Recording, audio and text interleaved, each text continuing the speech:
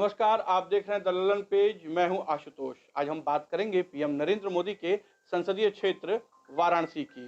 प्रधानमंत्री का यह क्षेत्र अक्सर विकास कार्यों को लेकर और सांस्कृतिक राजधानी के लिए चर्चाओं में रहता है, लेकिन पिछले कुछ दिनों से पुलिस और अधिवक्ता के विवाद को लेकर आजकल चर्चा में है।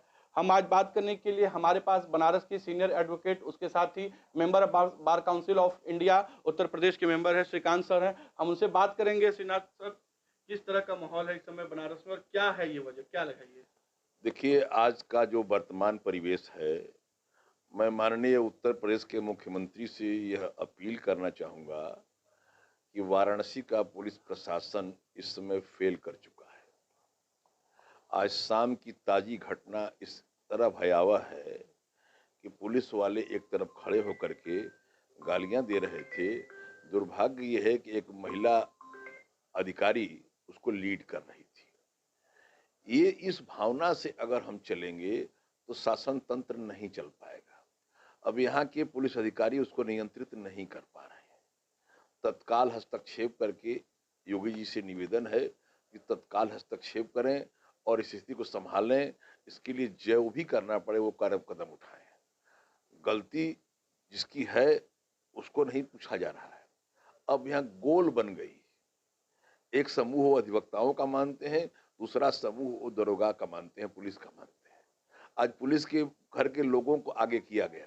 ये पुलिस के परिवार से राजनीति हो रही है, इसको तत्काल रोका जाए। देखिए, दुर्भाग्य ये है कि पुलिस के अधिकारी अपने को पुलिस कर्मियों के अधिकारी तक सीमित कर लिया है उन लोगों ने, जबकि सीपी या पुलिस का कोई भी अधिकारी जिले का अधिकारी है, स्थानीय स्तर का अधिकारी है। सारी जनता, सारे लोग उसके सहयोग में जरूरी है। वो सिर्फ पुलिस कर्मियों के अधिकारी नहीं है, उनका ये भ्रम हो गया है। आज की तारीख में पुलिस अधिकारी पुलिस कर्मियों के अधिकारी बन के रह गए हैं। अब भयानक स्थिति बन गई है बनारस की। तत्काल अगर योगी जी हस्तक्षेप नहीं करेंगे तो नियंत्रित नहीं हो पाएगा। आज की स्थिति यह है कि वाराणसी कचहरी 2-3 दिनों से पैरालाइज है, इसलिए कि कोई पुलिसकर्मी बनारस कचहरी में नहीं आ रहा है। न वो रिमांड के लिए आ रहा है, न किसी कार्य के लिए आ रहा है। पूरा बनारस कचहरी कार्य ठप है। जी, एक बात और देखिए, आज हम लोग दिन भर कचहरी में थे। हमें ये क्यों लग रहा था कि जो बनारस के एडवोकेट हैं उनमें दो भाग बटा हुआ है। वो कहीं ना कहीं अपने नेतृत्व का इंतजार कर रहे हैं, बार में एकजुटता नहीं, ऐसा देखने को मिला है। नहीं, ऐसा नहीं है। देखें, हमारा अधिवक्ता समुदाय भी बट गया है। वो इसलिए बट गया है, कुछ भाजपा से सट गया है, पार्टियों से सट गया है, जाति के आधार पर सट गया है। कुछ लोग उसमें लाभान्वित होने वाले हैं, सरकार से लाभान्वित होने वाले हैं, और कुछ लोग उसमें पार्टी से लाभान्वित होने वाले हैं। सिर्फ यही अंतर आपको दिखेगा।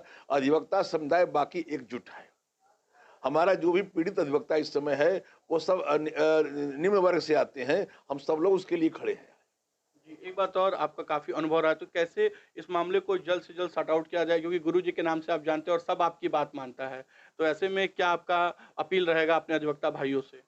अधिवक्ताओं की तरफ से मामला इस समय शांत है और ठंडा है, और अधिवक्ताओं ने एक गुस्सा जाहिर किया। कोई मारपीट या कोई जानलेवा हमला नहीं हुआ।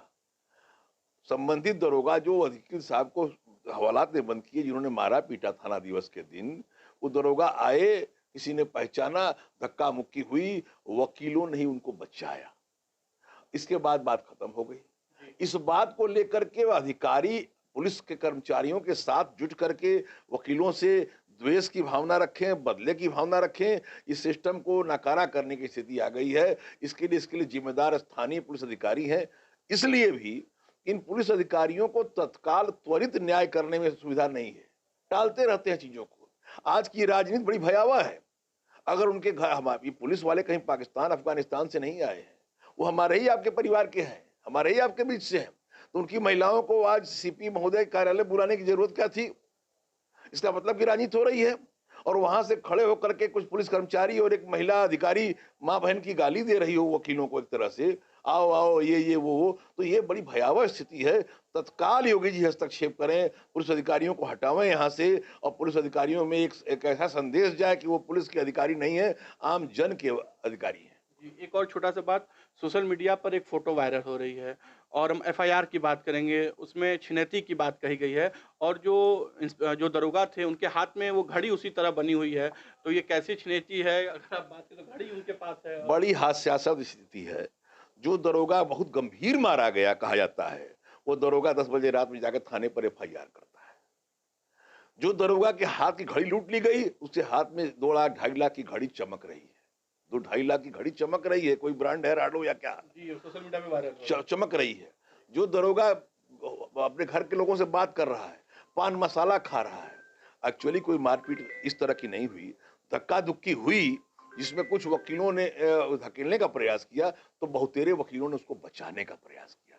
ये निर्लज्ज पुलिस के कर्मचारी, अधिकारी इस बात को स्वीकार करने को तैयार नहीं है कि हमारे ही बीच के हमारे भाइयों ने उसको बचाने का प्रयास किया। अगर कोई आक्रोश उद्वेलन था, तो उद्वेलित होकर अधिवक्ता अगर आक्रोश व्यक्त कर रहा था, तो एक पुश करके उसको संकेत दे रहा था कि हम इस कदर पे जा सकते हैं, अगर तुम मारोगे तो हम भी मारपीट की सोच सकते हैं। एक्चुअल मारपीट हुई नहीं, धक्का मुक्की हुई, अधिवक्ताओं ने बचाया, लेकिन निर्लज ये भी कहने को तैयार नहीं कि हाँ अधिवक्ताओं ने बचाया। जी, आपने सत्ता की बात की, कुछ लोग फ़ायदा उठाना चाहते हैं, तो बात करेंगे एक पूर्व अध्यक्ष भी रहे हैं, बार के पदाधिकारी भी रहे हैं और एक और अधिवक्ता रहे हैं, वर्तमान में वो मंत्री भी हैं सरकार में, एक एमएलसी भी है, ये तीनों मौन हैं, इस पे आप क्या कहेंगे? आप उन्हीं को मत कहिए, जो भी भाजपा से लाभान्वित हैं, वो अधिवक्ता मौन ही नहीं है, वो मुखबिरी भी कर रहे हैं। हम उनको घृणा की दृष्टि से देख रहे हैं। वो वकील अगर अपने को मानते हैं, तो वकीलों का सहयोग करना चाहिए। हम ये भी नहीं मानते कि हमारे पुलिस वाले दुश्मन हैं, अराजक हैं और दुश्मन हमारे हैं। हम ये भी नहीं मानते। पुलिस के लोग भी हमारे परिजन हैं। किसी बात पर मतभेद है तो मिल बैठ के हम अपनी चर्चा कर सकते हैं। एक दूसरे को दुश्मन की निगाह से नहीं दे सकते। न हम पाकिस्तान से आए हैं, न वो अफगानिस्तान से आए हैं। तो आज का जो पुलिस की भावना है विद्वेष वाली, वो बड़ी घृणित है। उससे बचना होगा और तत्काल प्रदेश शासन को हस्तक्षेप करना होगा। तो ललन पे से बात करने के लिए बहुत-बहुत धन्यवाद। Thank you.